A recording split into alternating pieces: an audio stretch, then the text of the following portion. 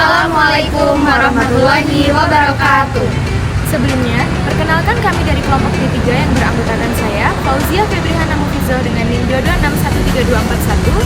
Saya Intan Aulia Sofania Berkauni dengan NIM 2261326. Saya Reki Junita dengan NIM 2261326. Saya Nahadiana Angelita dengan NIM 2261325.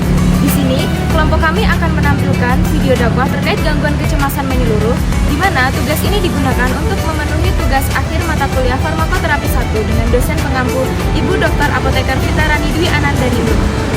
Selamat menyaksikan. Assalamualaikum warahmatullahi wabarakatuh.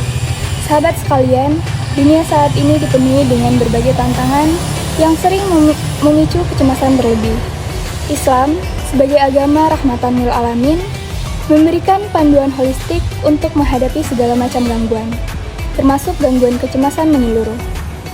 Dalam video ini, kita akan membahas bagaimana Islam mendampingi umatnya dengan pendekatan preventif, kausatif, hingga terapi, sebagaimana firman Allah dalam Al-Quran dan tuntunan Rasulullah SAW.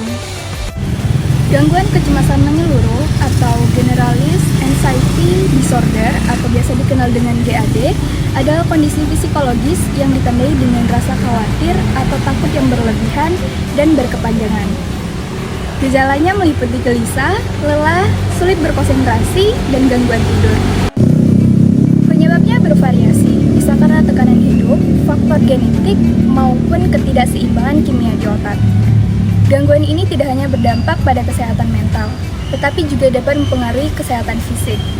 Orang yang mengalami kecemasan menyeluruh cenderung mengalami masalah yang dengan sistem pencernaan, jantung, dan sistem kekebalan tubuh. Oleh karena itu, penting bagi kita untuk memahami gejala-gejala ini agar dapat memberikan pertolongan yang tepat. Namun ingat, kondisi ini dapat ditangani. Di era modern ini, tekanan sosial, gaya hidup yang sibuk, dan ketidakpastian ekonomi sering menjadi pemicu utama kecemasan. Pola hidup yang tidak sehat, seperti berkurangnya aktivitas fisik, pola makan yang buruk, dan kebiasaan kurang tidur juga dapat memperparah kondisi ini. Hal ini menunjukkan bahwa memahami faktor risiko serta mengenali tanda-tanda awal itu sangat penting untuk mencegah gangguan kecemasan menyeluruh berkembang menjadi lebih parah. Penting untuk diingat bahwa gangguan kecemasan menyeluruh ini membutuhkan pendekatan yang terintegrasi dalam pengelolaannya. Dengan mengenali gejala, memahami penyebab, dan mengambil langkah-langkah penanganan yang tepat, baik melalui dukungan medis, psikologis, maupun gaya hidup sehat, kondisi ini dapat dikelola dengan baik untuk meningkatkan kualitas hidup penderita. Dalam Islam, ketenangan jiwa adalah sesuatu yang sangat penting, dan banyak ayat Al-Quran serta hadis yang menegaskan pentingnya ketenangan dan keimanan dalam menghadapi cobaan hidup. Sebagaimana Allah Subhanahu wa Ta'ala berfirman dalam surah Ar-Ra'd ayat 28 yang berbunyi, Allazina amanu wa tatma'innu qulubuhum bizikrillahi ala bizikrillahi tatma'innul qulub. Yang berarti, yaitu orang-orang yang beriman dan hati mereka menjadi tentram dengan mengingat Allah. Ingatlah, hanya dengan mengingat Allah hati menjadi tentram. Ayat ini mengajarkan kepada kita bahwa salah satu cara untuk meraih ketenangan batin dan menenangkan kecemasan adalah dengan mengingat Allah. Mengingat Allah di sini tidak hanya berarti zikir secara lisan, tetapi juga mencakup kesadaran penuh akan kehadiran Allah dalam setiap aspek kehidupan kita. Dengan kesadaran ini, seorang muslim akan merasa bahwa segala masalah dan tantangan yang dihadapi memiliki jalan keluarnya. Penelitian modern dalam psikologi juga mendukung bahwa meditasi dan refleksi batin seperti yang dilakukan dalam zikir dapat membantu menurunkan tingkat kecemasan. Islam menawarkan zikir sebagai bentuk terapi spiritual yang bukan hanya menenangkan, tetapi juga memperkuat iman. Ini adalah solusi yang ditawarkan agama yang menyentuh aspek rohani manusia, yang seringkali diabaikan dalam pendekatan sekuler terhadap masalah kecemasan. Allah Subhanahu wa Ta'ala juga berfirman dalam surah At-Taubah ayat 26 yang berbunyi, Summa anzalallahu sakinatahu ala rasulihi wa alal mu'minin, yang berarti kemudian Allah menurunkan ketenangan kepada Rasulnya dan kepada orang-orang yang beriman. Dalam konteks kecemasan menyeluruh atau Generalized Anxiety Disorder atau GAD, meskipun kaum muslimin yang berada dalam situasi yang sangat genting, Allah akan menurunkan sakinah atau ketenangan yang membuat hati mereka menjadi lebih tenang dan stabil, sehingga mereka bisa menghadapi tantangan dengan lebih baik. Ketenangan yang diturunkan ini bisa juga berupa ketenangan hati yang diperoleh melalui zikir, ibadah, atau pengingat bahwa Allah selalu bersama hambanya. Dalam kasus gangguan kecemasan, ketenangan seperti ini sangat diperlukan agar pikiran menjadi lebih stabil dan tidak dikuasai oleh rasa takut yang berlebihan. Hal ini sesuai dengan apa yang diajarkan dalam Islam, di mana salah satu cara untuk mengatasi kecemasan adalah dengan mendekatkan diri kepada Allah Subhanahu wa Ta'ala dan mengingatnya melalui ibadah dan doa. Islam menawarkan banyak solusi untuk mengelola kecemasan. Di antaranya yang pertama yaitu solusi preventif. Kita diajarkan untuk memiliki sifat tawakal, yaitu sikap berserah diri kepada Allah dalam segala keadaan. Tawakal dan sabar adalah perisai utama dalam menghadapi segala cobaan. Rasulullah SAW bersabda, amat menakjubkan perkara seorang mukmin, segala urusannya adalah baik baginya.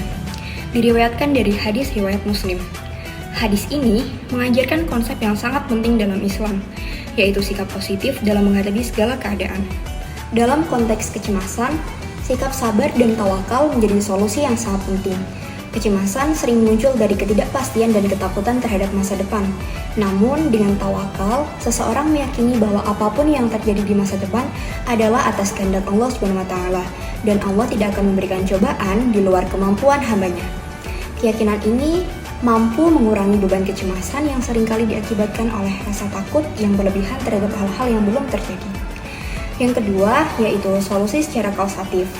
Sebelum kita mencari pengobatan, penting untuk mengevaluasi diri dan memahami hikmah di balik setiap ujian yang diberikan oleh Allah Subhanahu wa Ta'ala. Karena setiap cobaan memiliki pelajaran yang berharga jika kita mampu memaknainya. Yang ketiga yaitu solusi terapi. Islam menawarkan berbagai metode terapi spiritual seperti ibadah, berzikir, membaca Al-Quran, menjaga wudhu, dan mendirikan sholat. Allah berfirman dalam surah Al-Baqarah ayat 152 yang berbunyi, Fadhkuruni azkurkum washkuruli wala takfurun, yang artinya, ingatlah kepadaku, maka aku akan mengingatmu. Ayat ini menyiratkan hubungan timbal balik antara manusia dengan Allah. Ketika seorang muslim selalu mengingat Allah melalui zikir dan ibadah, maka Allah akan memberikan perlindungan dan keberkahan kepada hambanya. Hal ini termasuk ketenangan hati yang menjadi penawar bagi kecemasan. Dalam situasi penuh tekanan, mengingat Allah dapat menjadi penopang psikologi yang kuat. Selain itu, Islam mengajarkan pentingnya menjaga hubungan baik dengan sesama manusia untuk meringankan beban pikiran kita. Rasulullah SAW bersabda, barang siapa meringankan kesulitan seorang mukmin di dunia, maka Allah akan meringankan kesulitannya di akhirat nanti. Diriwayatkan dari hadis riwayat Muslim. Obat-obatan memiliki peran penting, terutama untuk mengatasi serangan akut gangguan kecemasan. Obat seperti antidepresan dan ansiolitik dapat membantu menstabilkan gejala. Namun, perlu diingat, obat saja tidak cukup dalam memelihara ketenangan jiwa. Lingkungan yang mendukung, seperti keluarga dan teman yang peduli, dapat membantu proses penyembuhan dengan lebih efektif. Konseling dengan para ahli kesehatan mental dan penguatan spiritual juga sangat penting dalam menangani gangguan kecemasan. Islam mengajarkan kita untuk menyeimbangkan ikhtiar medis dan doa. Rasulullah SAW bersabda, setiap penyakit ada obatnya. Apabila obat tersebut sesuai dengan penyakit, maka seseorang akan sembuh dengan izin Allah. Hadis riwayat Muslim. Hadis ini menegaskan bahwa setiap penyakit fisik maupun mental memiliki obatnya, dan kewajiban seorang muslim adalah berusaha untuk mencari pengobatan yang sesuai. Dalam konteks gangguan kecemasan menyeluruh, ini berarti seseorang tidak hanya perlu berusaha secara spiritual melalui zikir dan ibadah, tetapi juga mencari pengobatan medis yang sesuai, seperti terapi psikologis atau obat-obatan yang direkomendasikan oleh para ahli kesehatan. Namun, yang terpenting adalah keyakinan bahwa kesembuhan hanya datang dengan izin Allah Subhanahu wa Ta'ala. Obat hanyalah alat, sedangkan penyembuh sejati hanyalah Allah Subhanahu wa Ta'ala. Hal ini mengingatkan kita untuk tidak bergantung sepenuhnya pada ikhtiar duniawi, tetapi juga mengandalkan doa dan permohonan kepada Allah untuk kesembuhan. Menghadapi kecemasan memerlukan kesabaran dan keyakinan yang kuat. Marilah kita untuk mengingat bahwa kecemasan adalah bagian dari ujian kehidupan yang Allah berikan untuk menguji kesabaran dan keimanan kita. Dalam menghadapi kecemasan, kuatkan hubungan dengan Allah, imbangi dengan usaha medis yang rasional, dan juga menjaga keharmonisan lingkungan. Jangan lupa untuk saling mendukung satu sama lain, sebab melalui kebersamaan dan penguatan spiritual, kita dapat menghadapi segala tantangan dengan lebih baik. Seperti dalam firman Allah Subhanahu wa Ta'ala dalam surat Al-Baqarah ayat 45, dan mintalah pertolongan kepada Allah dengan sabar dan sholat. Sesungguhnya yang demikian itu sungguh berat, kecuali bagi orang-orang yang khusyuk.